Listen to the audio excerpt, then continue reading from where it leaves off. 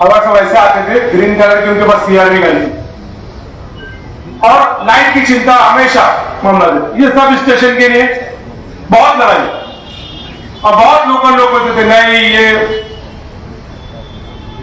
Personal अलग अलग मामला की वजह से रोका जाता था। लेकिन मुझे याद है मिलन और यहाँ के कुछ लोग और यहाँ के इंडस्ट्री के लोग के साथ मिलकर, सर आपको मालूम होगा शायद, ये खड़े लगे मैं बनाया, और आप सुबह सुबह पहले 9 बजे पूछते थे काम किधर तक पहुंचा, किधर तक पहुंचा, किधर तक पहुंचा। तो मैंने वो दौर देखा। ठीक है, मैं इस बात से इनकार नहीं करता हूं कि टोरेंट के बिल ज्यादा आते हैं, उसके मीटर फास्ट है, ये बात सही है, लोगों की शिकायत है। अगर एक तबका बोल रहा है बड़ा और जो मिडिल क्लास का है, तो फिर कहीं ना कहीं शिकायत है मीटर पास हो रहे, जिसके बारे में व्हाट्सएप ने हमेशा बोल दिया है, पहले ही क्लियर कर दिया है कि हम आने के बाद मीटर को बदली करेंगे। लेकिन वो चीज याद रहती है कि जब रमजान, ईद, बकरीद 14-14 घंटे, 13-13 घंटे लोड शेडिंग थी, बराबर ना। मैं तो उस बात का गवाह हूं। हम जितने भी पुराने मुमरा कौसे के लोग 14-14, 13-13 घंटा लोड शेडिंग से चुके थे। एंड रमजान का वक्त था, रोजा खोलते थे और लाइट नहीं, बकरीद लाइट नहीं, जितने भी कुर्बानी का जो मामला रहते थे, लोगों के गोश्त का बहुत परेशान। और अवार्ड साहब का तो ऐसा मामला था ना कि शुगर की बीमारी अवार्ड साहब को लाइट की वजह से लगी। लोग सोचते अभी शुगर शुगर शुगर अवार्ड साहब को अभी के नहीं है, 2010-11 में भी वो लगता लग गया, क्योंकि बस एक ही टेंशन है, लाइट के बारे में, लाइट के बारे में, लाइट के बारे में। मुमरा कौसा में लोड शेडिंग कैसे खत्म की जाए, इसके लिए बड़ी फिक्रमंद है। और साहब आपको मालूम नहीं है, आप तो उस बात की बहुत गवाह, बहुत सारे मुमरा कौसे के डेलीगेशन थे। आज जिस पार्टी के अंदर, जिस पार्टी की नुमाइंदगी करने कुछ लोग खड़े, उसी पार्टी के प्रमुख, घड़ी के एनसीपी के प्रमुख, एक मीटिंग हुई थी बॉम्बे के अंदर, हाई लेवल मीटिंग, और उस पे उस पार्टी के प्रमुख थे अजीत दादा पवार साहब, और लाइट की सर जय मेहता, जय मेहता, लाइट किसके हाथ में थे, एमएससीडीसीएल का चीफ अजय मेहता थे, और बहुत हालात चल रहे थे। लेकिन मुझे याद है आज जो घड़ी के चीफ है अजीत दादा पवार, उस मीटिंग में आते हैं और व्हाट्सएप एमएलए थे, सादे एमएलए, बस ये था कि शरद पवार की करीबी, तो हम लोग खड़े थे, बहुत सारे मुमरा कौसे के लोग, हम लोग ऐसे खड़े थे, और अजय मेहता आते और ये सारी रिपोर्ट दिखाते और व्हाट्सएप बोल रहे खाली लोड शेडिंग को 3 घंटे कर दो, 3 घंटे। तो फाइल देखे देखे क्यों की जाएगी बोलो, अल्लाह को हाजिर नाजिर रख के गवाही देता हूं, क्यों की जाएगी। मुमरा कौसा के लोग तो बिल भरते ही नहीं, मुमरा कौसे के लोग तो बिल भरते नहीं, राहत भी नहीं दी जा सकती, पहले बिल भरो और फिर लोड शेडिंग कम करिए। अब आवाज सब परेशान, तो बोले मैं क्या करूं, मैं कम से कम 13 घंटे 12 घंटे लोड शेडिंग है, कुछ तो होना ही चाहिए, रात तो 3 घंटे 4 घंटे पे आना चाहिए थी।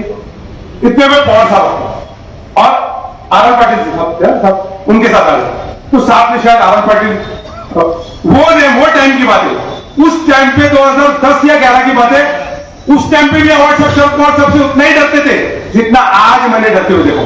मेरी बेटी हाल ही में बोली कि मैं पवार सबके साथ खड़े थे तो सामने भी खड़े नहीं रह पाते, ऐसा काम रहे, मतलब डर रहे। तो ठीक है, मुझे ऐसा लगता है मोहब्बत वाला डर है, रिस्पेक्ट है डर इसको।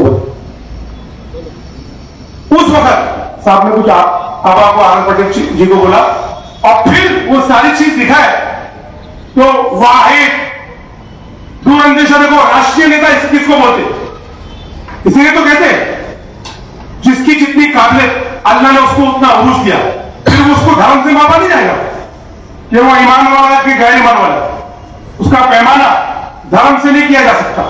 अल्लाह ताला ने अगर आपने लोगों की खिदमत की है, आपने सलाहियत है, तो अल्लाह उस मुकाम पे पहुंचाएंगे जहां तुमको जाना चाहिए, फिर कोई भी दाता हो। उस वक्त उस राष्ट्रीय नेता की काबिलियत देखो, वो आए और उन्होंने सब देखा और उन्होंने ऐसे मैंने बोला तुमको फैसिलिटी क्या दे रहे, तुम कंज्यूमर को क्या कर रहे हो? तो बोले सर वो लोग बिल नहीं, तो बोले 2 लाइन में उन्होंने बोला एक काम करो, पहले 3 से 6 महीने के अंदर उनको लोड शेडिंग 0 करो और फिर उनकी वो देखियो बिल की आता के लिए, फिर 6 महीने बाद हम ऑफिस बैठेंगे। इतना ही बोल के वो 15 मिनट में डॉक्टर जितेंद्र रावत जी वहां मौजूद थे, सब बड़े नेता थे, शरद पवार साहब ने वो मीटिंग खत्म करी। मैं देख रहा था कि शायद वो डेप्यूटी सीएम देखा सर अजीत दादा वो सब देखते रह गए और कुछ तो चाहते थे कि रोके, लेकिन किसकी हिम्मत है शरद पवार को रखने की? महाराष्ट्र की राजनीति में आज जब नरेंद्र मोदी जी और अमित शाह जी की आज भी नई पावर चल पा रहा है, तो उस वक्त किसकी हिम्मत होगी? पवार साहब जब एकदम फिट, आज भी उस बंदे से किसी की हिम्मत है महाराष्ट्र के सामने आने की? एक ही लड़ाई है, एक ही दीवार है महाराष्ट्र में, जो है शरद पवार। तो हमें उस वक्त मुमरा कौशल को लोड शेडिंग उस वक्त 0 हुई, उसका मुख्य देन जो थी शरद पवार जी की। तो मैं किस्सा इसलिए बता रहा हूं, पुराना मामला, लेकिन यहां पे सभी हिंदू मुसलमान सिख ईसाई सब लोग देखिए एक बात ध्यान रखिए, डेवलपमेंट, रास्ते, पानी, लाइट, ये सारी चीजें हुई, लेकिन आप देखें आज हमारे शहर में ये इंडस्ट्री कब से बन गया? गली गली डॉक्टर जितेंद्र रावत जी ने इतना खूबसूरत रास्ते बनाए, तब हमारा व्यवसाय बढ़ा, सबका व्यवसाय बढ़ा, कंज्यूमर बढ़े। ये कारण ही है कि मुमरा कौसा का डेवलपमेंट हुआ है और ये सब लोग गवाही दे सकते हैं। लेकिन इस वक्त देश की क्या जरूरत है? इस वक्त देश की जरूरत है भाईचारा।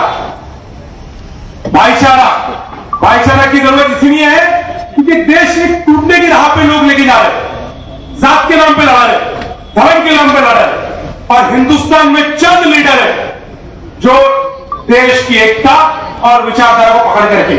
ऐसे चंद 5 या 10 लीडर होंगे जिसमें डॉक्टर जितेंद्र रावत जी का नाम होता है।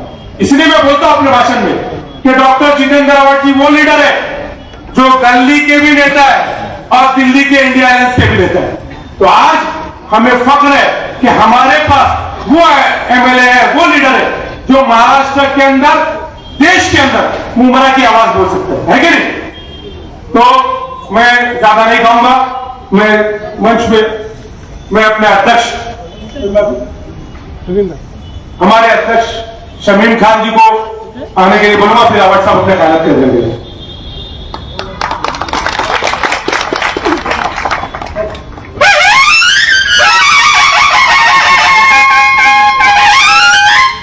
अस्सलाम वालेकुम, नमस्कार।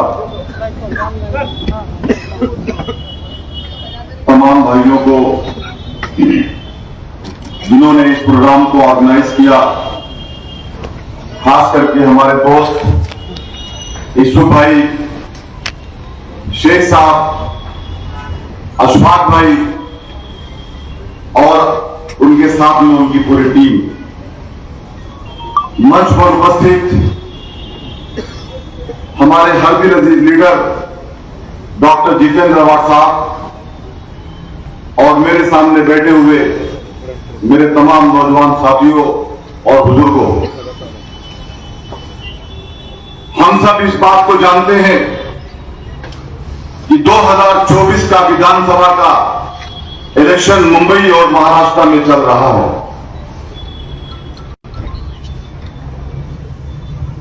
अब से पहले 2009 में जब डॉक्टर जितेंद्र रावत साहब आपके बीच में इलेक्शन लड़ने के लिए आए थे, तो तकरीबन 21,000 समथिंग वोटों से उन्होंने मुमरा करवा से लीड किया था। उसके बाद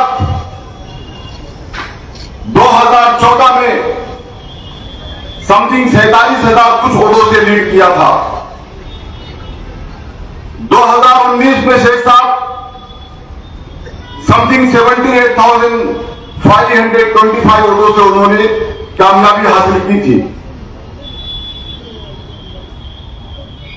लोग कहते हैं यूसुफ भाई कि क्या काम किया डॉक्टर जितेंद्र अवाड साहब ने, वो विकास पूछते हैं हमसे। मैं समझता हूं सबसे बड़ा विकास यही है, सबसे बड़ी उनकी खिदमत यही है। सबसे पहले उन्होंने आपके दिल में अपने लिए जगह बनाई, उसके बाद शहर के हर तरक्याती कामों को लेकर के उन्होंने पूरी कोशिश करके शहर को 2009 का मुमरा और आज 2024 का मुमरा कितना फर्क है इसे मुझे बताने की जरूरत नहीं है। अगर मैं बताने चलूंगा तो मेरी तकरीर बहुत लंबी हो जाएगी, आप तमाम लोगों के सामने है। मुझे याद है मेक कंपनी को लेकर गए, अभी मैंने यूसुफ भाई से पूछा कि इस इंडस्ट्रीज के अंदर टोटल कितने शॉप्स हैं, उन्होंने बताया शमीम भाई 200 अबाउट शॉप है। मुमरा शहर के 2000 बच्चे यहां पे नौकरी करते हैं, यहां पे अपने रोजी रोटी से यहां पे आते हैं, सुबह से लेकर शाम तक काम करते हैं, रात में अपने घर जाते हैं, आराम से उनको ट्रेन का भी सफर करना नहीं पड़ता है। ये कहीं ना कहीं से मेक कंपनी में एक उनको रोजी रोटी मिल गई। यहां पे 2011 में जब एक्सप्रेस फीडर लगा उसके बाद से लोड शेडिंग भी बंद हो गई, लेकिन इसके पीछे किसका रोल है, यह काम किसने कराया? मुझे आज भी याद है साहब कि हमारे पप्पू भाई एहतशाम भाई के वालिद साहब मरहूम तथा फिरोज अंकल आपसे बात किए थे। अशफाक भाई आपके बाजू में बैठे हुए हैं, अशफाक भाई ने आपसे बात किया था। उसके बाद आपने पूरी कोशिश कर यहां का लोड शेडिंग को बंद कराया। उस वक्त जब यहां हम आते थे तो चलने का रास्ता नहीं था, इसको डामरीकरण कराया आपने।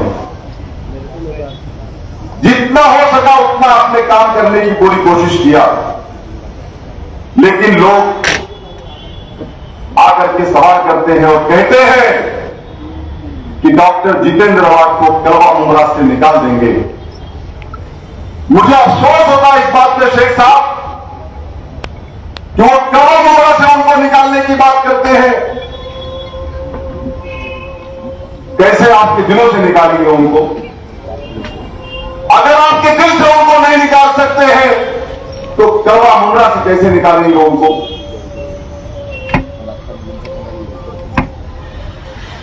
अरे अभी एक हो गया ना, हो गया।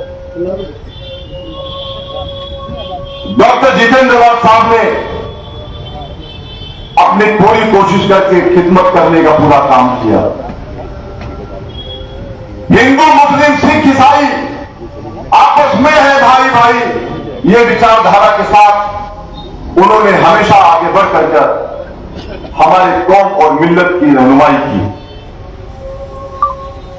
आज लोग आए हैं, लोग कह रहे हैं कि घड़ी के निशान को आप वोट देकर के घड़ी को कामयाब करो। मैं उन्हें पूछना चाहता हूं, उन्हीं के पार्टी के राइट पार्टी का वो आमदार, वो कोई जाने जब वो कहता है कि मैं मस्जिद में घुस करके नमाजियों को मारूंगा, तो सरकार तो तुम्हारी थी, अजीत पवार डिप्टी सीएम थे, फडणवीस साहब होम मिनिस्टर थे, डॉक्टर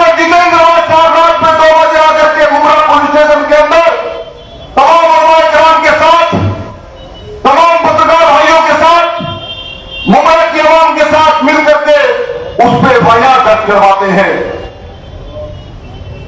रामगिरी महाराज के खिलाफ आकर के बैठ करके ऑर्डर किया कि भाई यार उस वक्त कहां चले गए थे आप क्यों नहीं आए मुंद्रा पुलिस स्टेशन में? यह सवाल करता है तुमसे शमीर खान। लेकिन दर्ज कराने का काम एफआईआर अवाज साहब करते हैं, लेकिन तुम्हारी पुलिस, तुम्हारा यहां का कानून, तुम्हारी गवर्नमेंट ये आदेश देती है इन्हें अरेस्ट मत करो। मैं यही कहना चाहता हूं कि आप उसकी बात करते हो, उस गवर्नमेंट की बात करते हो, आप जिस गवर्नमेंट के साथ में आपकी घड़ी एलायंस के साथ है, घड़ी के अंदर छुपा हुआ कमल का फूल है और मुमरा कड़वा की आवाम आपको बता देगी कि कमल का फूल खत्म हो चुका है, अब उसमें खुशबू नहीं रह गई है, वो सड़ चुका है, उसको कोई अपने नजदीक खड़ा नहीं करेगा। अगर डॉक्टर जितेंद्र रावत साहब ने, हम लोगों ने आपकी खिदमत किया है, तो शमीम खान आपसे यही कहने आया है कि आपने अगर उन्होंने, हम लोगों ने काम किया है, हमारे नेता ने काम किया है, तो ये वक्त आ गया है मजदूरी देने का। आप मजदूरी समझ करके अपना कीमती वोट डॉक्टर जितेंद्र रावत साहब को देकर के आप उन्हें कामयाब बनाएं। 20 तारीख को सुबह इंशाअल्लाह ताला आप अपना कीमती वोट देकर के डॉक्टर जितेंद्र रावत साहब को कामयाब बनाएं। ये कामयाबी हम सब की कामयाबी होगी। बहुत बहुत शुक्रिया, थैंक यू। और जिन लोगों ने ये प्रोग्राम को ऑर्गेनाइज किया है, मैं उनका तहे दिल से शुक्रिया अदा करता हूं। Thank you, Allah Hafiz.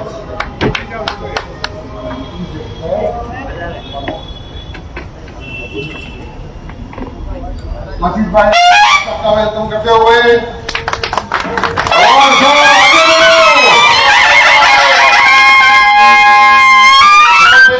Award को अब मैं रिक्वेस्ट करूंगा अवार्ड साहब से कि कुछ 2 शब्द कहें।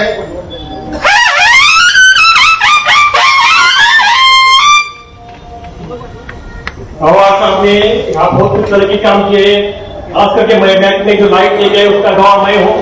में मेरे बने फैक्ट्री तो भी मैं तरह के क्या और सब किया, लेकिन मेरे आवाज साहब मेरे एक दरखास्त है। मुंद्रा में बैग इंडस्ट्री 40 साल पुरानी है, 40 साल पहले बनी, 200 गाले हैं, 2000 लोग काम करते हैं। 40 साल पहले जो इंडस्ट्री बनी उसके बाद में यहाँ पे कोई डेवलपमेंट इंडस्ट्री का नहीं हुआ है।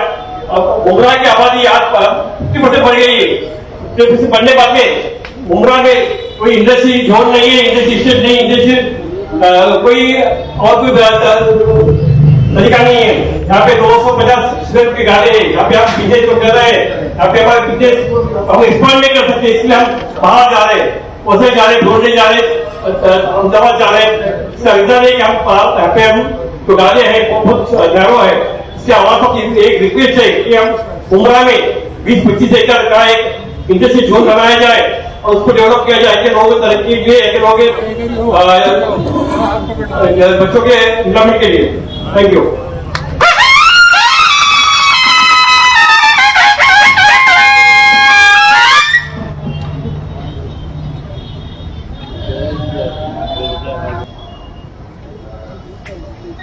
यहाँ पे खड़े हुए यूसुफ पुतानी जी, शेख साहब, अशफाक भाई, मुनीर भाई, अजीत भाई और महेश बहुत मेहनत कर रहा है, पीछे लगा रहा, मीटिंग माफ कर रहा बहुत फास्ट है पर ये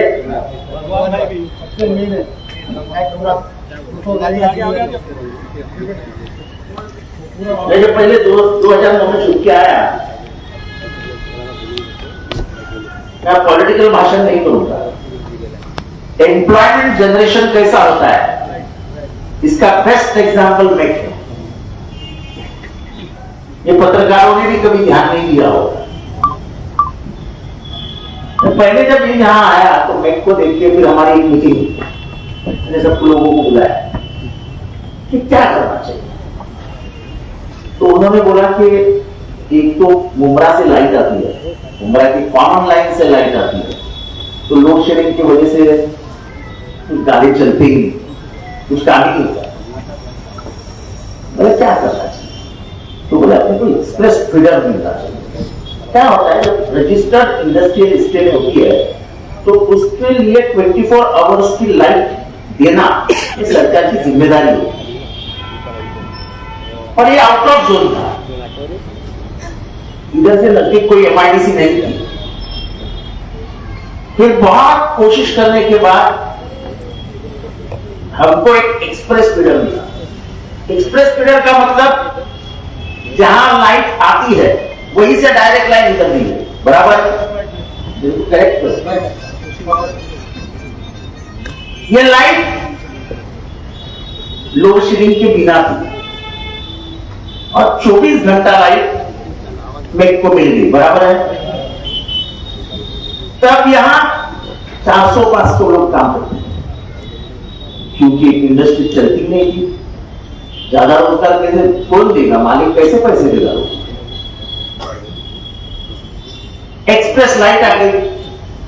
फिर इधर कीचड़ हुआ करता था, वो कीचड़ को साफ करके यहां रास्ता आ गया और फिर इनको तकलीफ ही ना हो इसलिए ये पीछे दिख रहा है, ये 2.5 करोड़ रुपया खर्चा करके ये एक्सप्रेस फीडर बनाया, sub station, sorry not sub station बनाया। आज मेरे को, मैंने पहली बात इनसे पूछी कि आज क्या स्ट्रेंथ है आपकी? आज यहां पे 5,000 लोग काम करते। कितने? 5,000 लोग। शायद मुमरा में किसी को पता ही नहीं होगा कि मेक में 5,000 लोग काम करते हैं। ये तो परमानेंट है, बराबर है? Direct employment. और इनडायरेक्ट एम्प्लॉयमेंट कितनी है मालूम है क्या? मालूम है? कम से कम 15 से 20,000 लोग इनडायरेक्टली इन्वॉल्व है। यानी 20,000 लोग इस मेक से कनेक्टेड है। जो गांव 3, 4, 5 लोग बेचने को तैयार हो गए थे, बोले कुछ खाए नहीं, क्या के करेंगे? कोई बायर नहीं था। 5 लाख 3 लाख में खरीदने वाला नहीं मिलता था। अब ऐसी हालत है कि 50 लाख रुपए तो भी कोई बेच के नहीं जाता है। बायर को हटा देते भाई चल, क्योंकि एक तो स्टेशन के नजदीक है। मेक का क्या है, अच्छा क्या है? स्टेशन के नजदीक है, रोड के पास है और अंदर के भी रोड अच्छे हैं। और यहाँ कोई यूनियन की दादागिरी, लेबर कॉन्ट्रैक्ट की दादागिरी जो और जगह पे चलती है, यहाँ पे कभी नहीं चलती। मुझे मालूम था यहाँ पे एम्प्लॉयमेंट मिलती है, पर मैंने कभी भी नहीं बोला इन लोगों को कि मैं 10 लड़के भेज रहा हूं, उनको काम पे लगा दो। क्या बोला कभी आपको? मैं इसमें इंटरव्यू नहीं करता हूं, आता ही नहीं। मेरा एक ही सपना था कि ये जोर से चलनी चाहिए। आज 20,000 लोगों का यहां रोजगार मिलना ये क्या कम है? अभी एक ऐसे ही इंडस्ट्री की जरूरत है। एक बड़ी जगह हमको लेनी पड़ेगी और ऐसी इंडस्ट्री फिर से और एक खड़ी करनी पड़ेगी, क्योंकि मुमरा इज फेमस फॉर कुछ जड़ी बूटी का काम and handy work, labour oriented jobs, क्योंकि यहां लेबर सस्ता मिल सकता है, घर के नजदीक पड़ सकता है, 8 घंटे की ड्यूटी की, 4 घंटे में घर जाके खाना खाया, फिर आए काम किया, फिर घर। अब मुमरा के किसी भी एरिया से 15 मिनट का रास्ता है। तो ये मुमरा जो लोग बोलते हैं ना, क्या किया क्या किया क्या किया क्या किया, ये लोग क्या किया? ये यूसुफ भाई मेरे बहुत अजीज दोस्त है। बाहर के लेबर कॉन्ट्रैक्ट में क्या क्या होता देखा है आपने कभी? मालूम है? लेबर कॉन्ट्रैक्ट आज पुणे में हफ्ता आता ना, एक्सटॉर्शन का सबसे बड़ा जरिया बन गया है। कम से कम 20 मर्डर हुए लेबर कॉन्ट्रैक्ट के लिए, और यहां एक आपके का सामने आमदार करा है जो ये इधर से भी अंदर नहीं आया कि मेरे 10 लोग लगा लो। कभी भी इनको मेरे दरवाजे पे नहीं बुलाया कि क्या करते हो। मेरे हर आदमी को बोलो कितने गाले 200, मेरे 3 आदमी ले लो हर गाले में, 600 वाले से लग जाते थे। और इससे इंडस्ट्री का विकास नहीं होता, इंडस्ट्री मारी जाती है। आज इंडस्ट्री का विकास क्यों हो रहा है? मेहनत करने वाले लोग बैठे हैं, वो आते मेहनत करते हैं और चले जाते हैं, और फिर इनको भी प्रेशर नहीं है कि जितेंद्र अवार्ड का काम करना है। इनको मालूम है कब भी मुसीबत आई जितेंद्र अवार्ड की जल जवाब काम हो जाए। इस बात से मुझे खुशी, ये इसको कहते हैं डेवलपमेंट। ये मुमरा में और करना पड़ेगा। जो हमारे बेकार नौजवान है जिनको नौकरियां नहीं है, उनको ये मैं बता देता हूं कि आप जरा मैक कंपनी में आइए, अपनी अर्जी लेके जाइए इनके पास, आपको कुछ ना कुछ लेबर वर्क मिल जाएगा। और मेरे ख्याल से पगार भी कुछ कम नहीं रहेंगे ना, क्योंकि ये इंडस्ट्रीज है ना, इसमें मिनिमम वेजेस एक्ट तो लगता ही होगा ना। मिनिमम वेजेस एक्ट के नीचे तो आप जा ही नहीं सकते।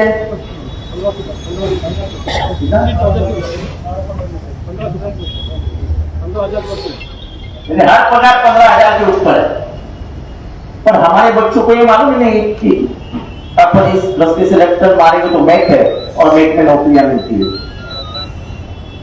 बच्चों को मालूम ही नहीं है। मुमरा के बच्चे कितने हैं यहाँ नौकरी करने वाले? इधर है, आप बताओ ना, मुमरा के बच्चे नौकरी करने वाले यहाँ पे देखो कितने कम है, देखो कितने कम है।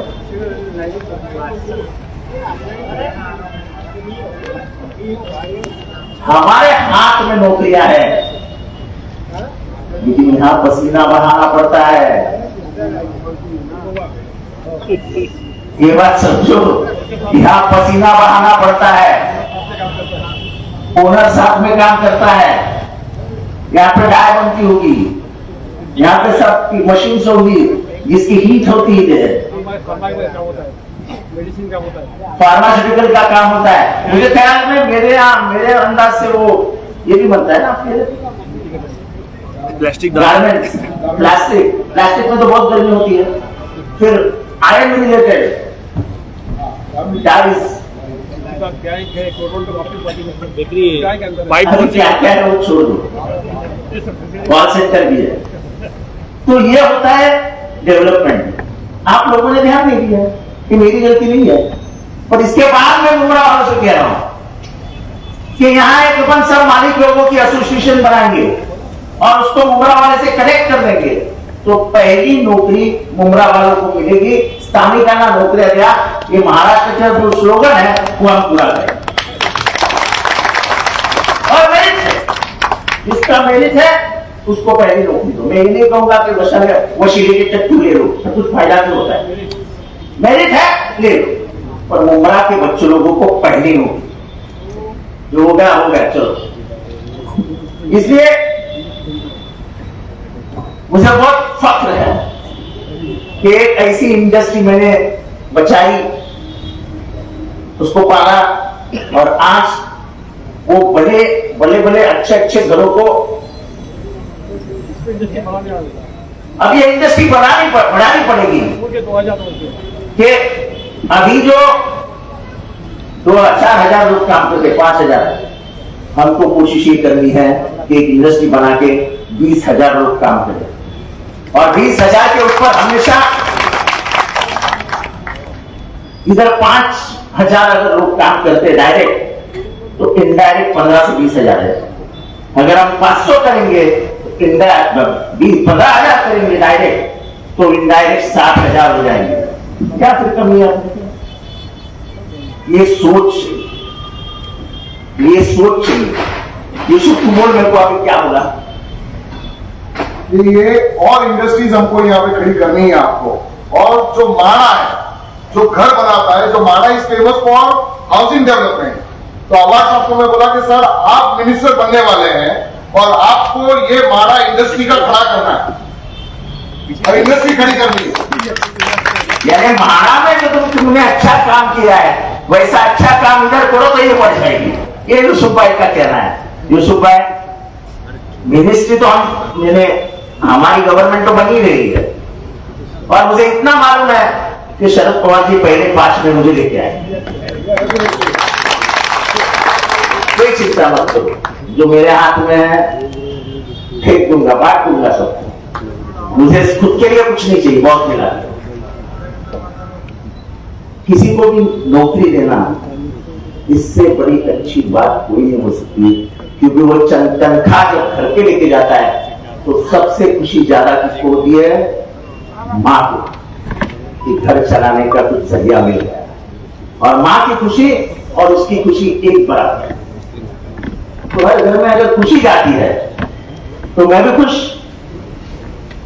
तो इधर ये पॉलिटिकल बात मुझे नहीं करनी है कि बीजेपी क्या कर रही है, वो क्या कर रही है, वो क्या कर रही है। बीजेपी कुछ नहीं कर रही है।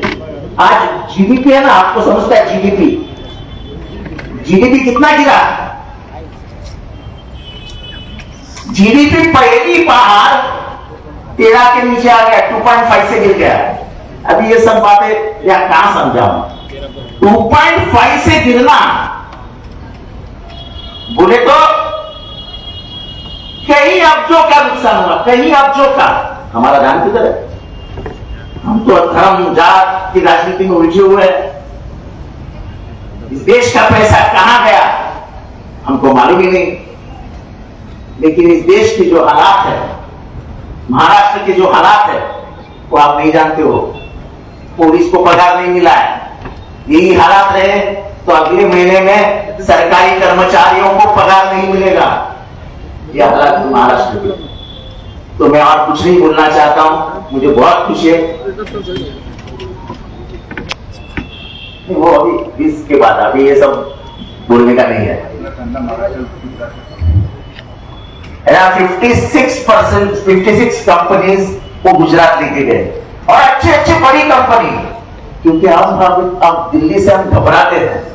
पहले दिल्ली को हम लड़ते थे, अब दिल्ली को घबराते हैं। और इसलिए जी हुजूर, जी हुजूर, जी हुजूर। हमारा गवर्नमेंट लाओ, जी हुजूरी बंद हो जाएगी। जो 56 कंपनियां गई है वो वापस आएगी, और एम्प्लॉयमेंट बढ़ाने का काम हम जरूर करेंगे। गवर्नमेंट हमारी लाओ, इतना ही कहता हूं। आपने हर बार मुझे यहाँ पे सुना है, इस बार मेरी निशानी क्या है बताओ? बताओ बताओ।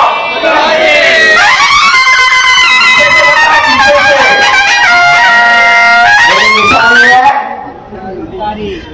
एक, इधर फुटेगा तुतारी वाला।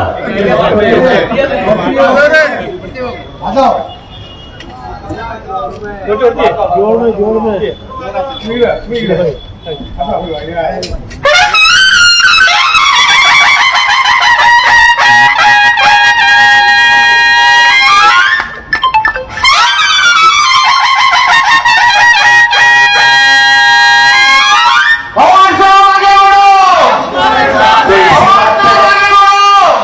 इसी बात पर मैं अलविदा कहता हूं। इंडस्ट्रियल डेवलपमेंट के लिए यहाँ के